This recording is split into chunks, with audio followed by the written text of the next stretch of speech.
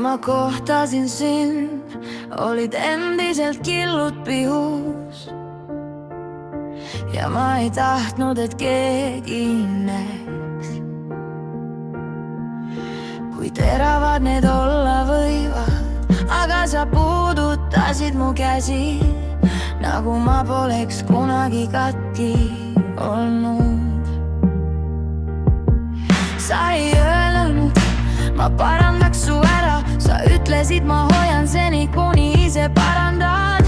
Ja need sõnad olid esimene kodu, mida ma polnud pidanud kartma. Ma ei usaldanud, kohe hirm hingas mul kuklasse, aga sina ei astunud sammugi tagasi ja vaikselt ma astusin üha sinu suunas. Su õrn käsi, ma polnud tundnud nii pehmet armastust, mis ei suru, ei noa, vaid kuulab. Ja ma hakkasin uuesti hingama, kui tundsin, mu süda ei põrka tagasi. Su õrn käsi hoidis mu elu paigas. Sa nägid mind ja sa näratasid mitte minu valule, vaid sellele, kes ma olen sellest hoolimata. Kui ma värisesin unes, panid sina valguse põlema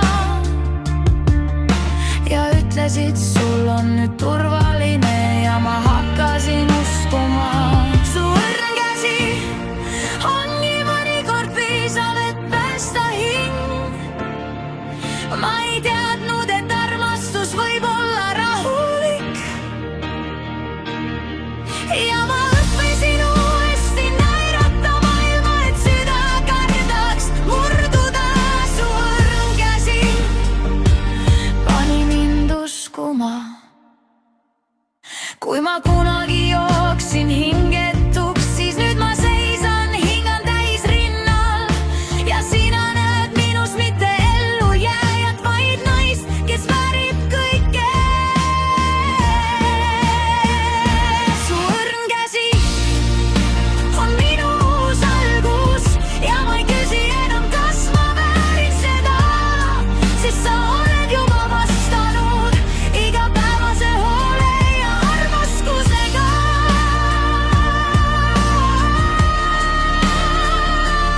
Õrn käsi on piisanud sellest, et ma armastaksin uuesti.